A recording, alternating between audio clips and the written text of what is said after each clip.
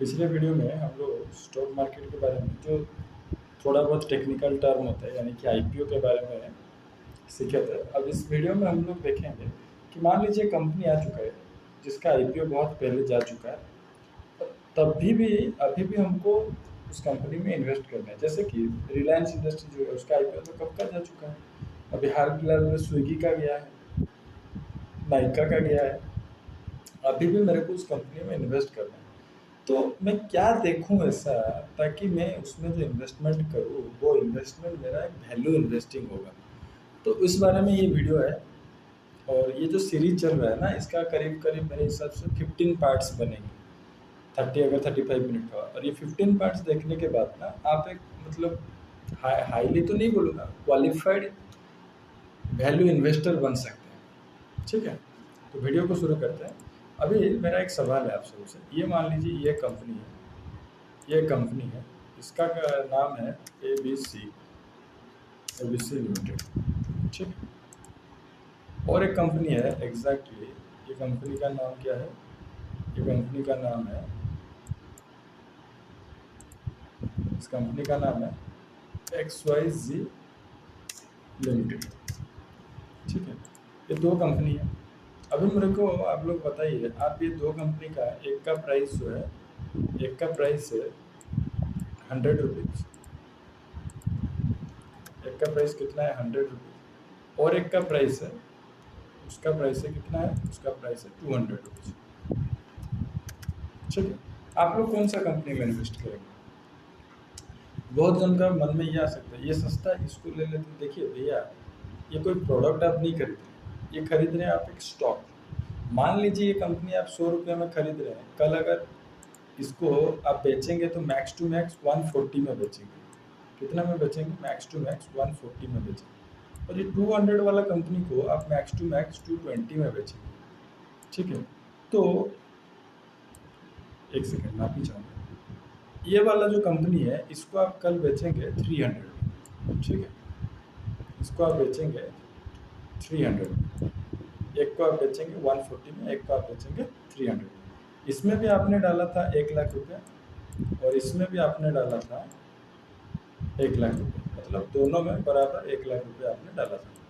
ठीक है, इसमें भी 1 लाख और इसमें भी आपने डाला था 1 लाख। अभी आप लोग मेरे को बताइए, ये दोनों कंपनी आप इसको सस्ता देख के जो लोग खरीद लिए एबीसी लिमिटेड को, उन लोगों को कितना रिटर्न मिला, इन लोगों को कितना रिटर्न मिला, उसको आप कैलकुलेशन कर देते हैं। इसका प्राइस कितना था? 100 था। 1 लाख रुपया अगर आप डालेंगे, 1 लाख रुपये में आपको कितना स्टॉक मिलेगा? 100 स्टॉक मिलेगा। सॉरी, हाँ 100 स्टॉक ही मिलेगा, नहीं 1000 स्टॉक मिलेगा।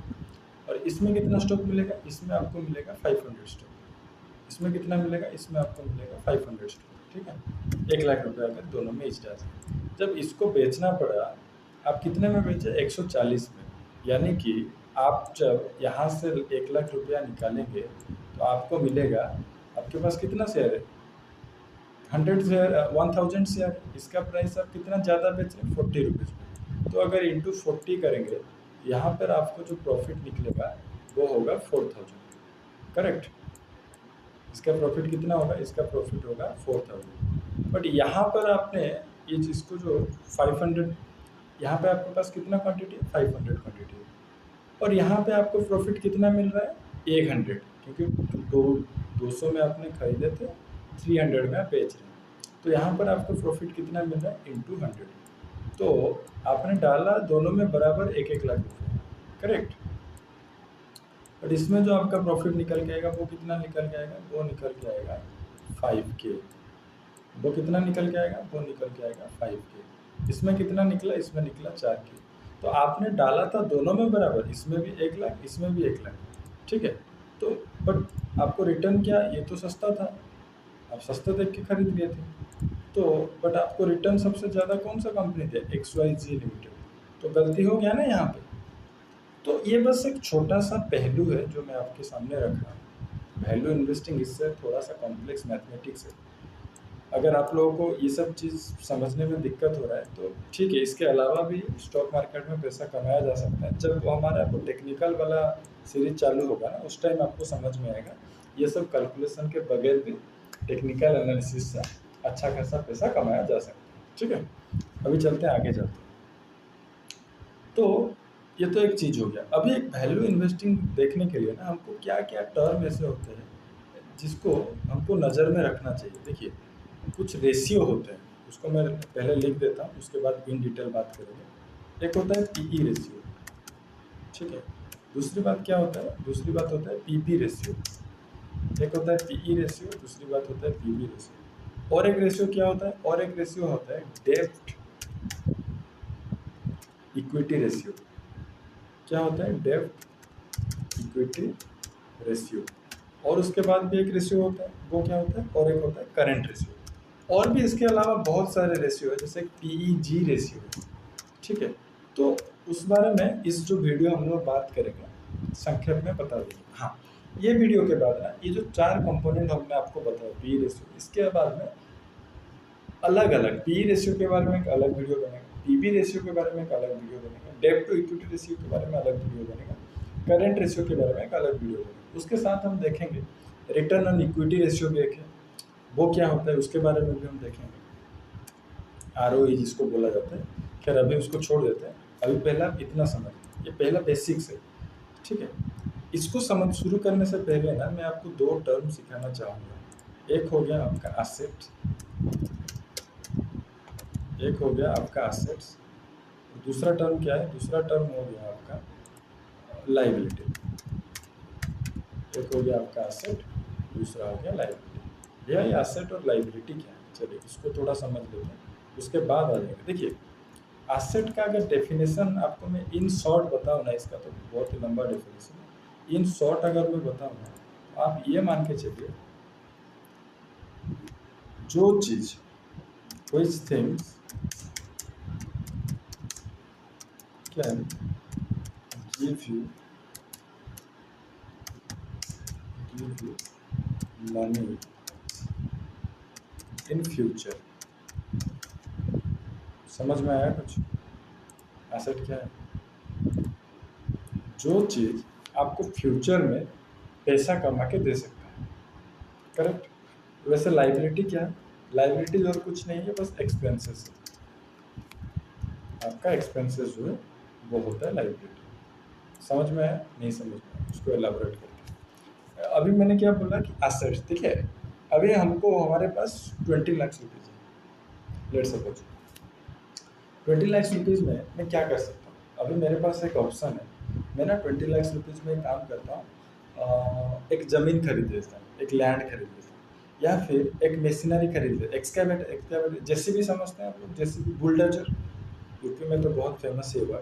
तो अभी मैं क्या करूँगा, एक लैंड या फिर एक एक्सकैवेटर खरीद लेता हूँ। तो आज अगर मैं जो ज़मीन में 20 लाख डालूंगा, कल क्या उसको 19 लाख में बेचूंगा, 18 लाख में बेचूंगा, या फिर 20 लाख में बेचूंगा? नहीं, मैं ज़्यादा में ही बेचूंगा। क्यों? क्योंकि ज़मीन का रेट जो है ना बढ़ते जा रहा है।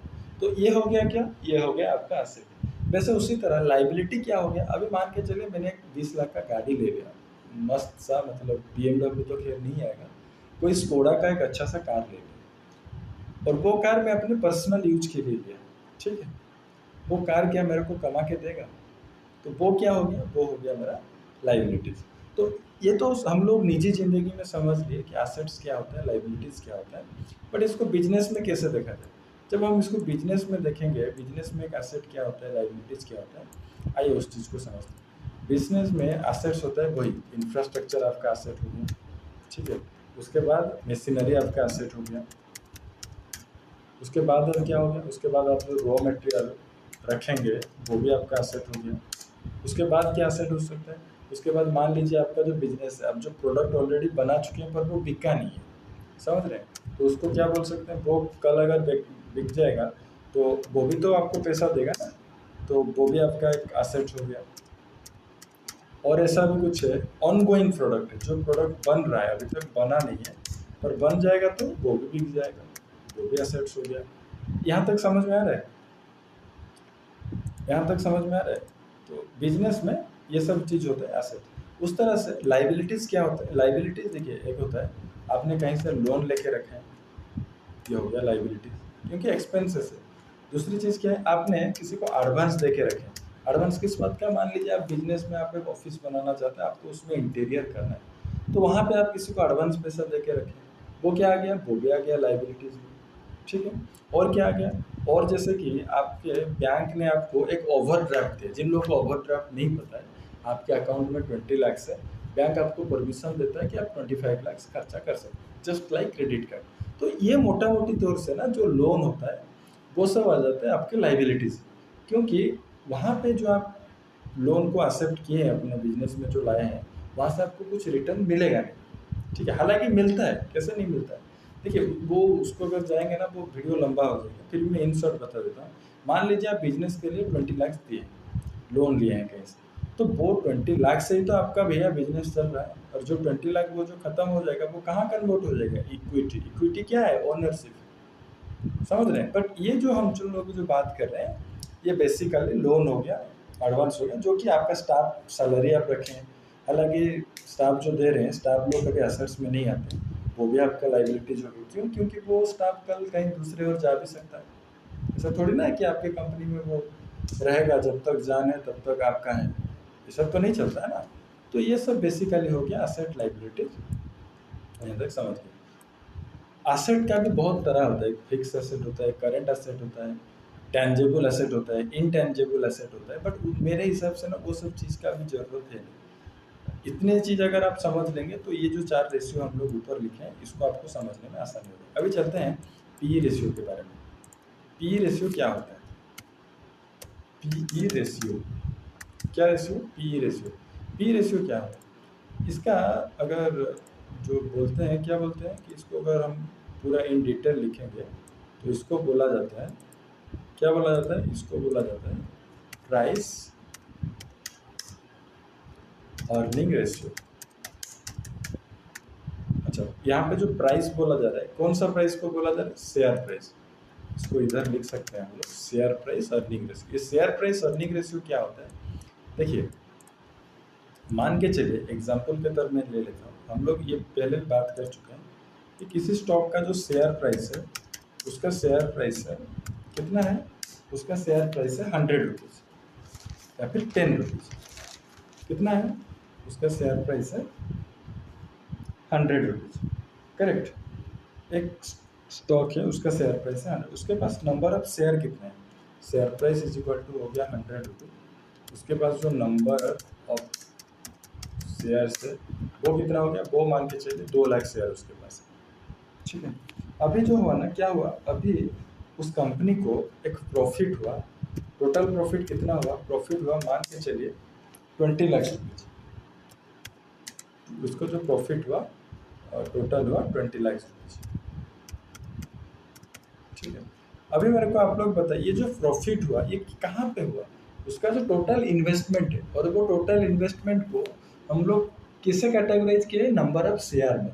यानी कि ये जो 2 लाख शेयर के ऊपर उसको 20 लाख का प्रॉफिट हुआ। तो एक शेयर में कितना प्रॉफिट हुआ? फॉर 1 शेयर प्रॉफिट कितना हो गया? 1 शेयर प्रॉफिट हो गया कितना होगा? 20 lakh divided by 2 lakh which is equal to 10। तो इंडिविजुअल एक शेयर में उस कंपनी का जो प्रॉफिट है 10 है। तो ये जो एक शेयर का प्रॉफिट है, इसको क्या कहा जाता है? इसको कहा जाता है अर्निंग पर शेयर। समझ में आया कि नहीं समझ में? जो लोग पिछले मतलब डायरेक्ट ये वीडियो में, उनको कुछ समझ में नहीं आएगा, क्योंकि शेयर प्राइस क्या होता है, नंबर ऑफ शेयर क्यों निकाला जाता है, इसके बारे में हम लोग बात कर चुके हैं। तो ये जो 2 लाख नंबर ऑफ शेयर है, ये क्या है? ओनरशिप है। और 2 लाख नंबर ऑफ शेयर, अगर मान लीजिए एक शेयर का वैल्यू 10 रुपीज़ है, तो उसका टोटल वैल्यूएशन कितना निकला था? 20 लाख रुपीज़। तो ये जो प्रॉफिट हुआ उसको 20 लाख कहाँ से प्रॉफिट हुआ? वो 20 लाख इन्वेस्टमेंट से इसको प्रॉफिट हुआ। वो जो 20 लाख इन्वेस्टमेंट उसने अपना बिजनेस में किया था, वहां से इसको प्रॉफिट है 20 लाख। तो उसी 20 लाख को अगर मैं एक शेयर का प्रॉफिट के हिसाब से निकालूं तो कितना निकलेगा? 10 रुपीज़। समझ में आया? तो अभी पी रेशियो कैसे निकलता है? पी रेशियो जो निकलता है उसका फॉर्मूला क्या है? पी रेशियो का फॉर्मूला है,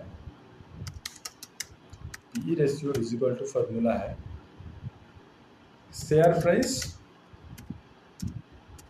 share price divided by profit for share, profit per share. तो इस केस में इसका पी क्या निकलेगा, निकल के आएगा, इस एग्जाम्पल यहाँ पे जो हम लोग एग्जाम्पल ले, इसका पी क्या निकल के आएगा, इसका पी ये निकल के आएगा कि आपका प्रॉफिट कितना है एक शेयर में, आपका प्रॉफिट एक शेयर में 10 रुपीज़ और आपका शेयर प्राइस क्या है 100, so 100 divided by 10 is equal to 10। समझ में आया? यहाँ पे पी जो 10 निकल गया, इसका मतलब क्या है, इसका मतलब यही है कि मुझे 1 रुपया कमाने के लिए, मुझे 1 रुपया कमाने के लिए यहाँ पे 10 रुपया इन्वेस्ट करने को पड़ रहा है। समझ में आया? जैसे कि हम लोग यहाँ पे देख रहे थे कि ये कंपनी का, इसमें इधर जो देख रहे थे इसका वैल्यू प्राइस है 100 रुपीज़, बट इसका वैल्यू है 200 रुपीज़, बट इसमें प्रॉफिट ज़्यादा निकल रहा है। तो उसी तरह इसका जो पीई निकला 10 निकला, इसमें कितना हो गया, पी कितना निकला 10, यानी कि 1 रुपया कमाने के लिए मुझे कितना देना पड़ रहा है 10 रुपये। अभी मान के चलिए, just for example, share price if, अगर शेयर प्राइस, अगर शेयर प्राइस 20 होता यानी कि 200 होता, देन पी क्या निकल के आता, then PE is equal to क्या निकल के आएगा 20, यानी कि एक कंपनी का पीई 10 है और एक कंपनी का पीई 20 है, तो इस कंपनी में मुझे 1 रुपया कमाने के लिए 10 रुपया देना पड़ रहा है, इस कंपनी में मुझे 1 रुपया कमाने के लिए 20 रुपया देना पड़ रहा है, तो मैं कौन सा कंपनी में डालूँ? फटाक से बोल देंगे सर इसी कंपनी में हम लोग डाल देंगे। ऐसा नहीं होता है, ये बस किताब में लिखा गया चीज़ है, ठीक है। इसके बाद भी हमको और बहुत इन डिटेल कैलकुलेशन करना पड़ता है, जिसमें पी जी रेशियो एक होता है। देखिए इसमें क्या होता है कि मैं बता देता हूँ आपको। मान के चलिए ये जो हम लोग एग्जाम्पल लिए, ये हो गया ABC कंपनी, AB कंपनी, ठीक है। और ये जो कंपनी का पीस निकला है पी, ये कंपनी का नाम है XY कंपनी, ठीक है। इसका कंपनी का नाम है XY कंपनी। अभी क्या हुआ ना, ये कंपनी भी आइसक्रीम बनाता, ये कंपनी भी आइसक्रीम बनाता, ठीक है। अभी क्या हुआ, ये जो XY कंपनी का ना एक बहुत बड़ा 5 स्टार होटल चेन के साथ, चेन यानी कि ओवरे होटल जैसे हो गया, वो एक चेन है, यानी कि हर शहर में उनका, हर शहर यानी कि जितने भी प्रोमिनेंट सिटी है वहाँ पे उनका होटल है, ज़्यादा नंबर ऑफ होटल्स है, उसके साथ ये XY कंपनी का टाई अप हो गया, ठीक है। और इसका किसी के साथ टाई अप कुछ नहीं हुआ। तो अभी क्या हुआ, XY कंपनी को उसके साथ टाई अप होने के बाद इसका क्या होगा, इसका सेल बढ़ेगा, सेल बढ़ेगा तो क्या बढ़ेगा, इसका शेयर प्राइस भी बढ़ेगा, बढ़ेगा कि नहीं? तो उस केस में इसका पी इससे ज़्यादा होने के बावजूद हम इस कंपनी में इन्वेस्ट करेंगे। क्यों? क्योंकि ये कंपनी का ग्रोथ पोटेंशियल ज़्यादा है, ठीक है।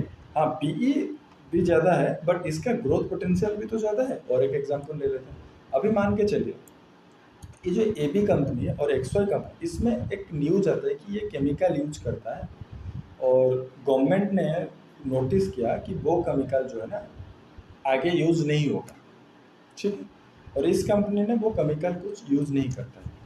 तो अभी आप लोग अगर खरीदना चाहेंगे तो किसको खरीदेंगे? इसमें तो बिल्कुल खरीदेंगे नहीं, क्योंकि लोगों को क्या लगेगा, ये साला वो केमिकल यूज कर रहा था, अपना तबीयत खराब होगा, हम इसमें नहीं खरीदेंगे, हम कहाँ जाएंगे, XY पे जाएंगे, ठीक है। तो देखिए स्टॉक मार्केट जो चीज़ है ना, आप फंडामेंटल सीख लीजिए, टेक्निकल सीख लीजिए, मतलब ये जो किताबें अगर रट्टा मार देंगे ना, ये UPSC का एग्जाम नहीं है बेटा, समझ रहे हैं? इसमें ना आपको दिमाग चलाना पड़ेगा।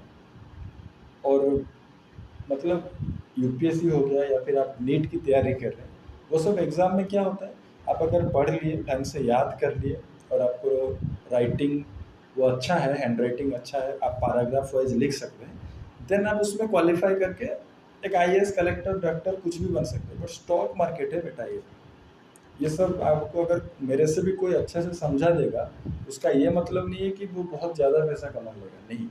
इसमें बहुत सारे फैक्टर देखना पड़ते हैं, ग्लोबल फैक्टर भी देखना पड़ता है। तो जब हम लोग फंडामेंटल एनालिसिस करते हैं ना, वो बस एक ठीक है देख लेते हैं कि कंपनी का ओवरऑल जो मैथमेटिकल फिगर है वो ठीक है कि नहीं, बाकी क्या है नहीं है वो अलग बात है। जैसे कि कोई स्टूडेंट अच्छा है कि गलत है, वो कितना मार्क रख रहा है उससे तो जस्टिफाइड होगा ही होगा, बट एक चीज़ हम देखेंगे ना, वो पंक्चुअल है कि नहीं, यूनिफॉर्म बराबर पहन रहा है कि नहीं, रूल फॉलो कर रहा है कि नहीं, समझ रहे हैं ना। तो उस तरह से ये सब जो चीज़ है, ये सब बेसिक चीज़ें हमको समझना चाहिए। तो यहाँ तक आपको पी रेशियो समझ में आ गया। चलिए, उसके बाद क्या था? उसके बाद था पीबी रेशियो। पीबी रेशियो के बारे में समझते हैं। उसके बाद था पीबी रेशियो। अब ये पीबी रेशियो क्या है? ये पीबी रेशियो और कुछ नहीं है, price to book value ratio है। क्या है? Price to book value ratio है। ठीक है, अब इसको हम लोग कैसे समझेंगे? देखिए, यहाँ पे भी एक एग्जांपल ले लेते हैं, सेम एग्जांपल ले लेते हैं। एक कंपनी का शेयर प्राइस था 100 रुपीज़। कितना था? 100 रुपीज़। ठीक है, नंबर ऑफ शेयर कितना था? नंबर ऑफ शेयर जो था इसका कितना था? नंबर ऑफ शेयर था 2 lakhs। ओके, इसका जो नंबर ऑफ शेयर था वो था 2 lakhs। और इसका वैल्यूएशन कितना था? इसका वैल्यूएशन मान के चलिए 20 lakhs था, जस्ट फॉर एग्जांपल। ठीक है, इसका वैल्यूएशन जो था इस 20 lakhs था।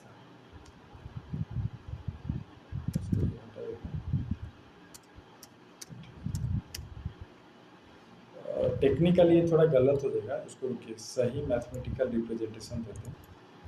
तो अगर मैथमेटिकली करेक्ट करेंगे इस हिसाब से, तो इस कंपनी का वैल्यूएशन है 2 करोड़। अभी पीबी रेशियो को समझने के लिए ना आपको हम लोग यहाँ पे जो समझाए थे, क्या समझाए थे?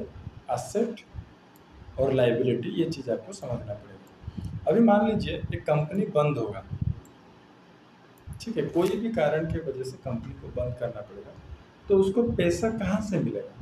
उसको जो पैसा मिलेगा, लाइबिलिटीज तो मिलेगा नहीं। अगर मिलना होगा तो कहाँ से मिलेगा? एसेट से मिलेगा।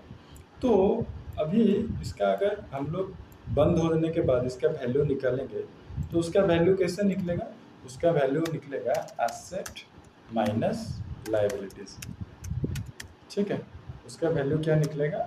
Asset minus liabilities. तो यहाँ पर उसका जो वैल्यूएशन 2 करोड़ है, अभी मान के चलिए ये 2 करोड़ में से उसका एसेट से 1.5 करोड़ और उसका लाइबिलिटीज है 50 lakhs।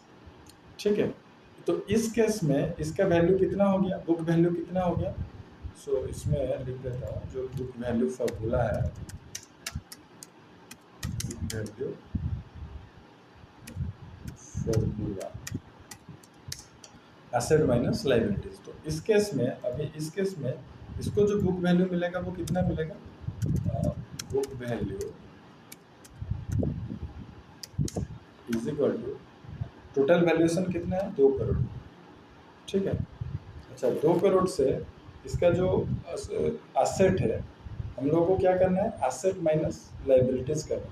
तो मान के चलिए इसका जो एसेट था सब कुछ काट कूट के, और लाइबिलिटीज को अगर हम लोग हटा देते हैं, तो इसका जो बुक वैल्यू आता है वो 1.5 शेयर आता है। कितना आता है? 1.5 शेयर। ठीक है, यानी कि इसका जो वैल्यूएशन टोटल 2 करोड़ बना था, उसमें से 1.5 करोड़ था उसका एसेट और लाइबिलिटीज था 50 lakhs। तो जब हम 2 करोड़ से 50 lakhs को माइनस करते हैं, जो एसेट वैल्यू बचता है वो हो जाता है उसका बुक वैल्यू, यानी कि इसका जो बुक वैल्यू है वो 1.5 करोड़ है। यानी कि ये 2 करोड़ से इसका जो लाइबिलिटीज हम लोग हटा देंगे 50 lakhs का, तो इसका बुक वैल्यू कितना बन गया? इसका बुक वैल्यू बन गया 1.5 करोड़। ठीक है, अभी फिर वही बात आ जाती है, ये जो 1.5 करोड़ रुपया मिला, एक शेयर को कितना मिलेगा फिर? तो बुक वैल्यू पर शेयर अगर हम लोग निकालेंगे, बुक वैल्यू पर शेयर अगर हम लोग निकालेंगे, तो इसका क्या बन जाएगा? Book value per share is equal to 1.5 share divided by number of share कितना है? 2 lakhs, which is equal to कितना आ जाएगा? 75 रुपीज। ठीक है, कितना आएगा? उसका जो प्राइस आएगा वो आ जाएगा 75 रुपीज। अभी आपका मार्केट में करंट शेयर प्राइस क्या है? मार्केट में करंट शेयर प्राइस है 100। इसका बुक वैल्यू कितना आ रहा है? इसका बुक वैल्यू आ रहा है 75। तो अभी इसका रेशियो कैसे निकलेगा? Share price divided bye book value price. तो 100 को अगर हम लोग 75 में डिवाइड करेंगे, जो निकलेगा वो हो गया इसका बुक वैल्यू, यानी कि 1.33। तो इस केस में हमको क्या देखने को मिल रहा है कि हम लोग जहाँ पे 100 रुपीज़ दे रहे हैं, बदले में हमको अगर ये कंपनी बंद होता है तो हमको कितना मिलेगा? बस 75। समझ में आ रहा है? बदले में हमको कितना मिलेगा? 75। तो यहाँ से आप अंदाज़ा लगा सकते हैं कि बुक वैल्यू कितना इम्पोर्टेंट है। ठीक है, बुक वैल्यू कितना इम्पोर्टेंट है। तो यहाँ पे क्या दिख रहा है आपको कि आप जिस स्टॉक को 100 रुपया दे के खरीद रहे हैं, उसका अगर हम लोग एक्चुअल वैल्यू निकालेंगे, एक्चुअल वैल्यू कैसे कि फाइनेंशियल डाटा से अगर उसका एक्चुअल वैल्यू निकलेंगे तो 75। तो इस केस में सवाल यही आता है कि अच्छा यहाँ पे बुक वैल्यू रेशियो क्या आएगा? 100/75, यानी कि 1 पॉइंट समथिंग आएगा। तो इस केस में वही एक चीज़ फिर देखना पड़ता है। तो यार जिस चीज़ का प्राइस 75 है एक्चुअल में, हम लोग उसको अगर 100 रुपीज़ दे रहे हैं तो क्या हम लोग गलत इन्वेस्टमेंट कर रहे हैं? जी नहीं, ऐसे कैलकुलेशन नहीं होता है। इसको लिख देते हैं कि एक्चुअल बुक वैल्यू को पहले लिख देते हैं। उसमें क्या होता है, एक चीज़ समझ में आता है कि वो स्टॉक में ना डिमांड बहुत ज़्यादा है, यानी कि वो ओवर वैल्यूड स्टॉक है। ठीक है, so book value is equal to कितना आ जाएगा? 100 divided by 75, which is equal to 1.33। और ये हम लोग कैसे निकाले? ये हम लोग निकाले ऐसे कि share price divided bye book value per share, ये हो गया उसका फॉर्मूला। ठीक है, तो अभी यहाँ तक समझ में आया। यहाँ पर भी वही बात है कि अगर एक से ज़्यादा है तो वो कंपनी क्या है? ओवर वैल्यूड है, यानी कि वो स्टॉक में अभी भी डिमांड बहुत सारा ज़्यादा है, तभी जाके लोग वहाँ पे इन्वेस्ट कर रहे हैं। ठीक है, तो ऐसे में अभी इसमें अगर आपको कंपैरिजन करना है, मान के चलिए पीबी रेशियो दो कंपनी के बीच में आपको कंपैरिजन करना है। जैसे कि हम लोग पहले यहाँ पे बोले कि डिफरेंट डिफरेंट केसेस होता है। इसमें क्या केस बन सकता है? इसमें ये केस बन सकता है ना, कोई बार आप देखेंगे जैसे कि हम लोग अभी आईटी इंडस्ट्री का बात करें, आईटी इंडस्ट्रीज में क्या होता है, एसेट्स उतना ज़्यादा होता नहीं। ठीक है, यानी कि एक स्टील कंपनी में जितना एसेट्स होता है, उसमें जितना मशीनरी, जितना लैंड एक्विजिशन जितना लगा रहता है, आईटी इंडस्ट्री में वो बहुत कम होता है। तो उस केस में क्या हो जाता है ना, ये जो बुक वैल्यू होता है ये एक से नीचे होता है, तो उस टाइम क्या माना जाता है कि ये अंडर वैल्यूड है।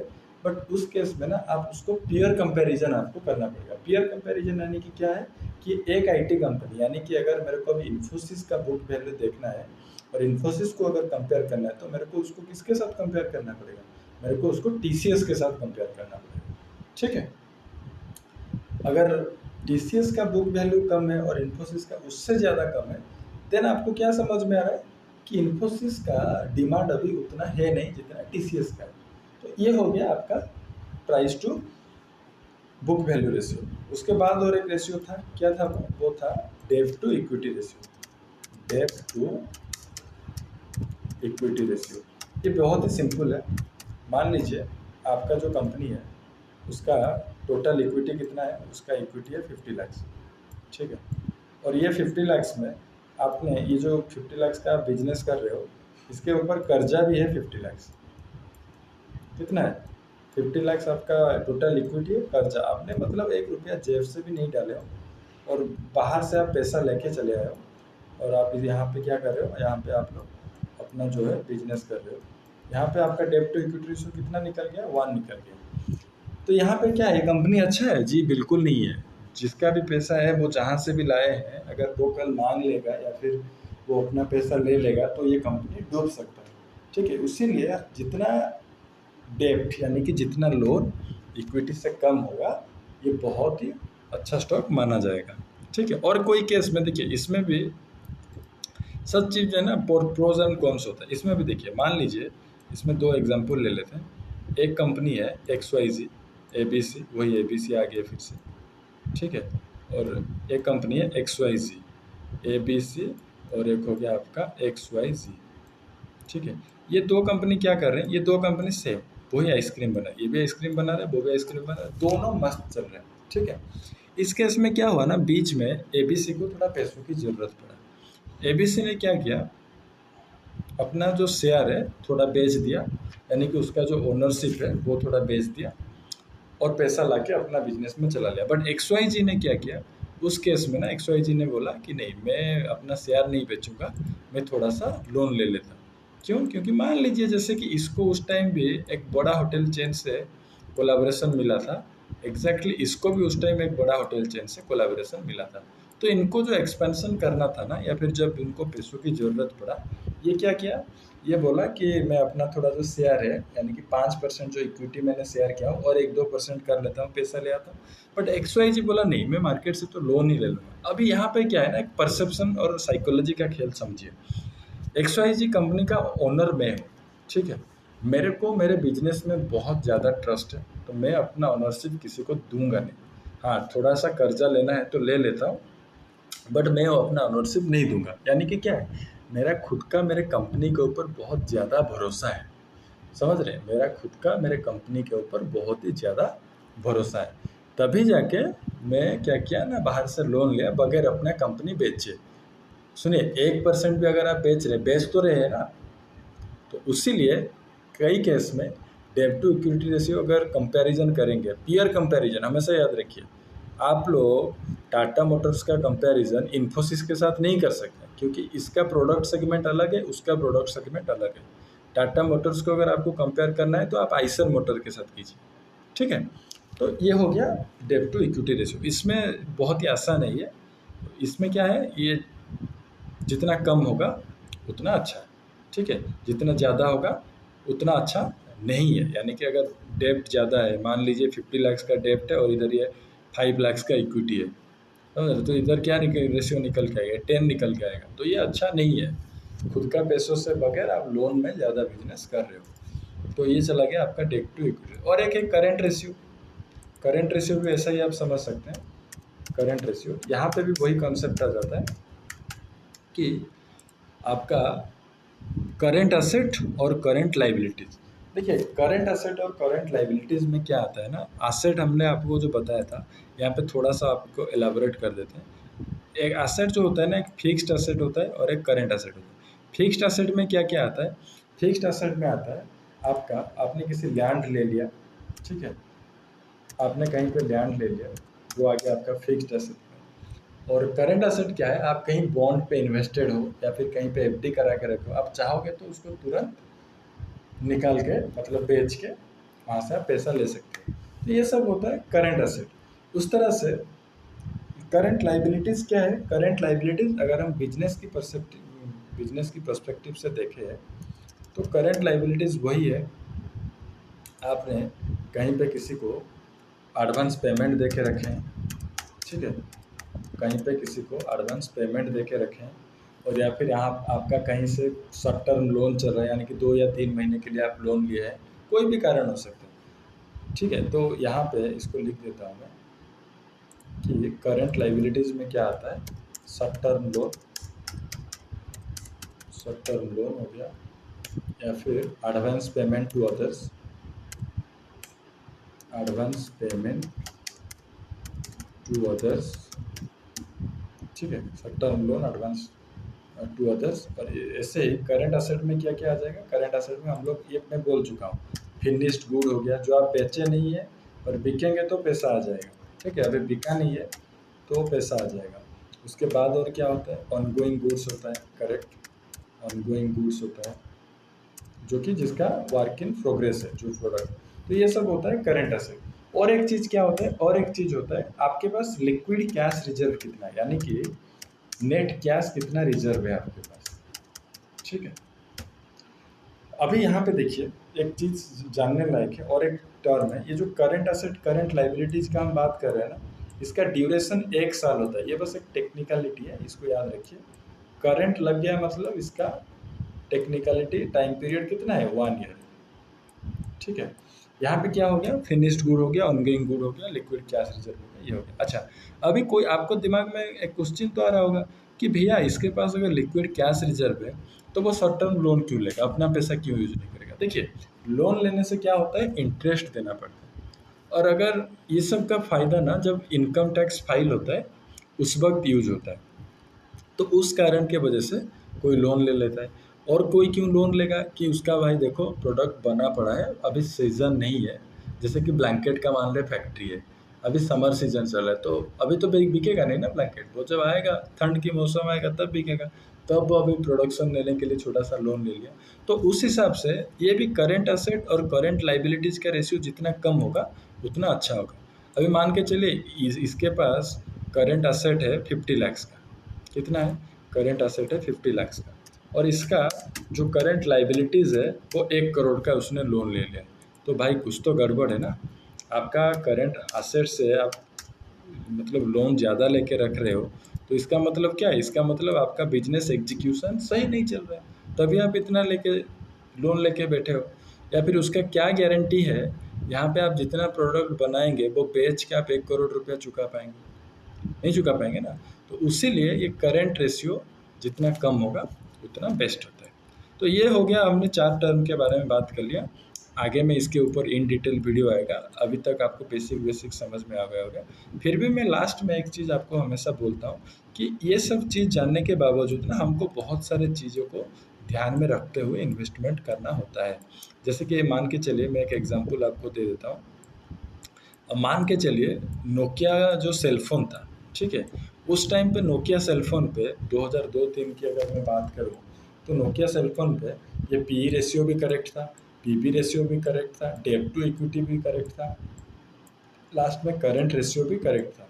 बट वो उसका स्टॉक में अगर उस टाइम कोई इन्वेस्ट रहा होगा, आज उसका वैल्यू बहुत ही खराब है। क्यों खराब है? क्योंकि उसने ना ट्रेंड को एक्सेप्ट नहीं किया। समझ रहे? उसने ना ट्रेंड को एक्सेप्ट नहीं किया। जब पूरा दुनिया एंड्रॉयड पे गया, वो गया नहीं एंड्रॉयड पे, वो अपना कीपैड ही बेचता रहा। तो उस टाइम में क्या होता है ना, ये देखिए ओवरऑली आप ये सब तो सीख लेंगे, ये सब बेसिक है, जानना पड़ेगा। उसके बाद भी आपको एक जो बोलते हैं ना कि एक इंट्यूशन होना चाहिए कि नहीं, ये कंपनी का फ्यूचर पोटेंशियल ग्रोथ ज़्यादा है। या फिर अभी जैसे कि मान लीजिए आपने महिंद्रा एंड महिंद्रा मोटर्स का नाम सुना है।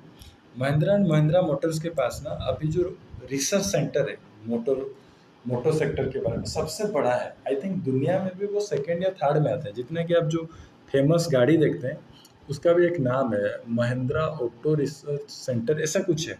आप गूगल करेंगे तो मिल जाएगा। तो अभी मान लीजिए आने वाले दिनों में सबसे कौन सा मोटर कंपनी ज़्यादा टेक्नोलॉजी को अडॉप्ट कर सकते हैं इंडिया में, तो कौन होगा? वो महिंद्रा होगा। अभी तो ये एक रीजन को देख के क्या मैं लगा दूँ? नहीं। उसके बाद मेरे को ये भी समझना पड़ेगा, अगर महिंद्रा उतना अच्छा टेक्नोलॉजी के साथ अच्छा गाड़ियाँ बनाएगा तो अच्छा प्राइस भी बढ़ेगा।